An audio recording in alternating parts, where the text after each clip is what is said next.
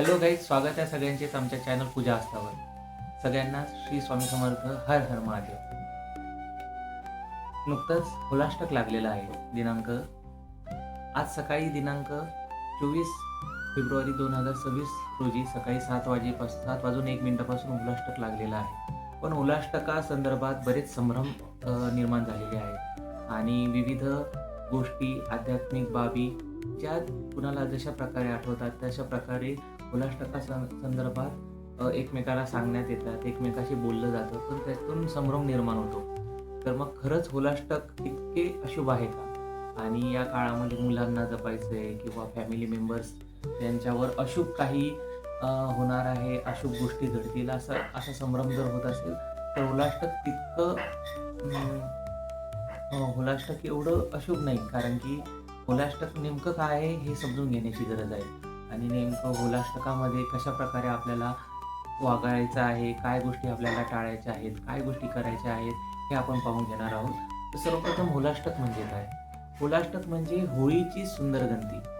आज 24 फेब्रुवारी 2025 पासून ते 3 मार्च 2026 पर्यंत होळीसाठी जो कालावधी आहे हा 9 दिवसांचा कालावधी म्हणजे होलाष्टक. जवळजवळ 8 दिवसाचाच कालावधी होतो नियमाप्रमाणे. तर या 8 दिवसांच्या कालावधीमध्ये आपल्याला होळीची सुंदर गणती करायची आहे. म्हणजे होळीसाठी आपल्याला एक साहित्य जमा करायचं आहे.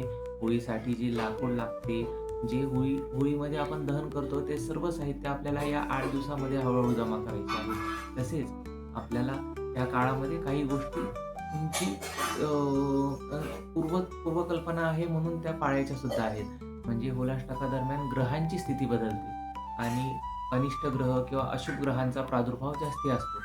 देवांचा आशीर्वाद तर सगळ्या कार्याला असतोच, पण अनिष्ट ग्रह आणि त्यांचा प्रादुर्भाव होणार असतो.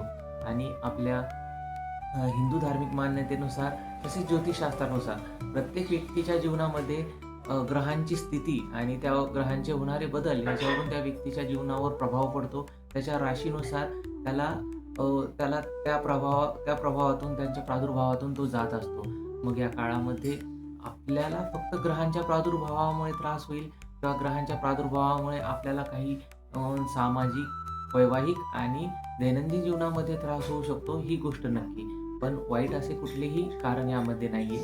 तर आपण या काळामध्ये काय करावे किंवा काय करू नये याबद्दलची नियमावली आपण आपल्या चॅनलवर जाहीर करतोच नेहमीप्रमाणे, यावर्षीही करू.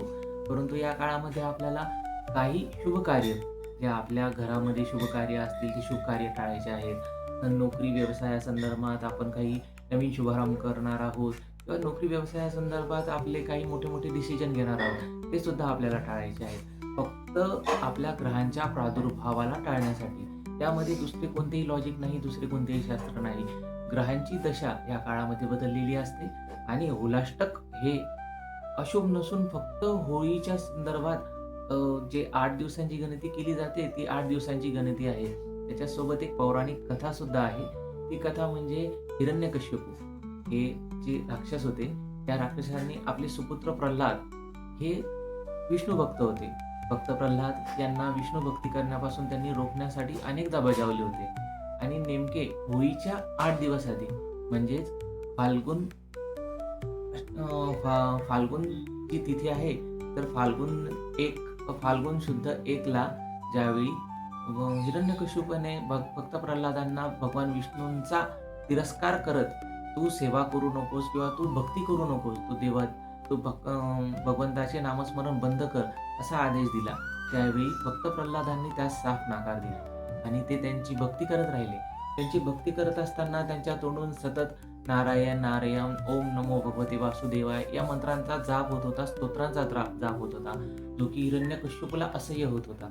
त्यानंतर हिरण्यकश्यपूने विविध मार्गांनी आपल्या पुत्राला, जो त्यांचा सुपुत्र होता, जो त्यांचा स्वतःचा मुलगा होता, त्याला त्रास देण्यास सुरुवात केली. त्याला प्रेतखान्यात टाकलं, उकळत्या तेलामध्ये उकळवण्याचा प्रयत्न केला, त्याचा कडेलोट सुद्धा केला. सोबतचे जे राक्षसगण होते त्या राक्षसांनी त्याला हत्तीच्या पायी दिलं किंवा त्याच्यावर तीक्ष्ण शस्त्रांनी वार सुद्धा केले. परंतु या काळामध्ये भक्त प्रल्हाद फक्त देवाची सेवा करत होता. तो भगवंताच्या नामस्मरणात इतका तल्लीन झालेला होता की त्याच्यावर या शस्त्रांचा, या अस्त्रांचा, या छळणेचा कुठलाही प्रादुर्भाव झाला नाही. आणि भक्त प्रल्हाद इतके दिवस भक्त प्रल्हादाला त्रास देत राहिला. तो नारायण नारायण या शब्दाचा, या भगवंताच्या विविध स्तोत्र मंत्रांचा उच्चार करत होता. त्या काळात त्याला कुठलाही त्रास झाला नाही आणि शेवटी कंटाळून हिरण्यकश्यपूने भक्त प्रल्हादाला जीवे मारण्याची किंवा त्याला संपवण्याची जबाबदारी आपली लाडकी बहीण होलिकेकडे दिली.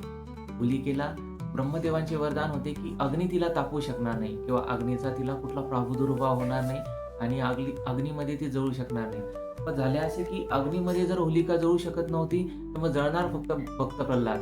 याच एका उद्देशाने हिरण्यकश्यपूने भक्त प्रल्हादाला होलिकेच्या मांडीवर बसवले आणि होलिका दहन केली. होलिका दहन करण्याचा हाच तो दिवस ज्या दिवशी आपण सुद्धा होलिका दहन करतो.